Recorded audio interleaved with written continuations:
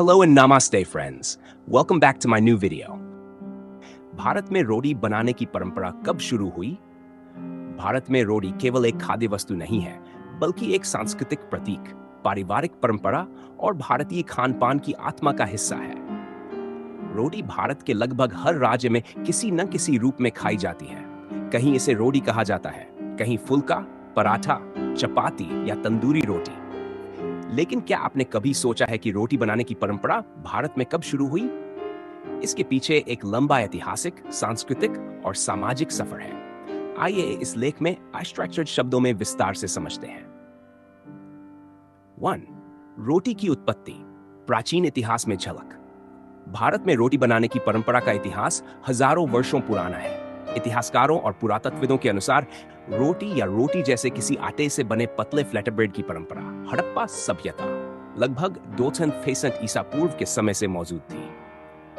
मोहनजोदड़ो और हड़प्पा जैसे स्थलों पर मिले तंदूर जैसे अवशेष इस बात का प्रमाण है कि उस समय भी अनाज को पीसकर उससे कोई प्रकार की रोटी या फ्लैटर ब्रेड बनाई जाती थी।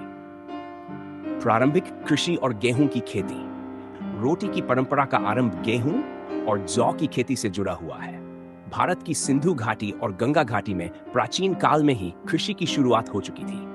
जैसे ही मानव ने अनाज उगाना सीखा, उसने उसे पीसकर आटा बनाया और फिर अग्नि पर सेंककर खाने योग्य बनाया। यही प्रक्रिया धीरे धीरे रोटी बनाने में परिवर्तित हुई। 2. वैदिक युग में रोटी का उल्लेख। वैदिक साहित्य में पिष्टक शब्द का उल्लेख मिलता है, जिसका अर्थ है आटे से बनी खाद्य वस्तु। ऋग्वेद और अथर्ववेद में कई स्थानों पर आटे से बनी रोटी या पिसे हुए अन्न के सेवन का उल्लेख मिलता है। हालांकि उस समय की रोटियां आधुनिक रोटी से कुछ भिन्न हो सकती थी, लेकिन मूल तत्व गेहूं पीसना और सेंकना वही थे। मौर्य और गुप्त युग में रसोई संस्कृति। मौर्य 365 ईसा पूर्व और गुप्त काल 309 to 550 ईस्वी में भारतीय रसोई संस्कृति काफी समृद्ध हो चुकी थी। इस दौर में विभिन्न प्रकार के अन्नों, मसालों और पकवानों का प्रयोग होता था। यह वह समय था जब रोटी के साथ सब्जी या दाल जैसे व्यंजन भी आम हो गए थे। शाही रसोई में भी आटे से बनी रोटियां परोसी जाती थी। विशेषकर गर्म तंदूरों में बनाई गई रोटियां राजाओं के भोज का हिस्सा होती थी। शौर, मुगल काल और तंदूरी रोटी की लोकप्रियता। मुगल काल में भारत में कई नई पाक विधियां आईं। इसी समय तंदूर का उपयोग आम हुआ और तंदूरी रोटी, नान और परांठा जैसी रोटियों ने भारतीय खानपान में एक नया स्थान पाया। मुगल रसोई में रोटी एक महत्वपूर्ण व्यंजन थी। इस समय रोटियों में विविधता देखने को मिलती थी। मीठी रोटियां, मसालेदार पराठे, भरवान रोटियां आदि। 5. ग्रामीण भारत में रोटी की परंपरा। भारत के ग्रामीण क्षेत्रों में रोटी सदियों से घर घर में बनाई जाती रही है। परंपरागत रूप से महिलाएं घर में गेहूं पीसती थी, हाथ से बेलती थी और चूल्हे पर या तवे पर सेंकती थी। यह परंपरा आज भी जीवित है। हर क्षेत्र में रोटी का नाम और शैली थोड़ी अलग होती है। पंजाब में मक्की दी रोटी और सरसों दा साग, उत्तर प्रदेश में तवे की रोटी या घी वाली फुल्की, राजस्थान में बाजरे की रोटी, ज्वार की रोटी, महाराष्ट्र में भाकरी, बिहार में लिट्टी चोखा के साथ रोटी। 6. स्वतंत्रता के बाद और आधुनिक युग में रोटी का सफर।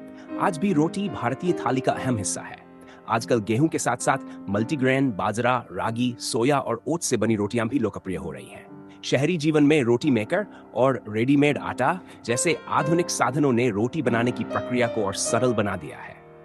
इसके अलावा रोटी भारत की आर्थिक और सामाजिक समानता का भी प्रतीक बन चुकी है।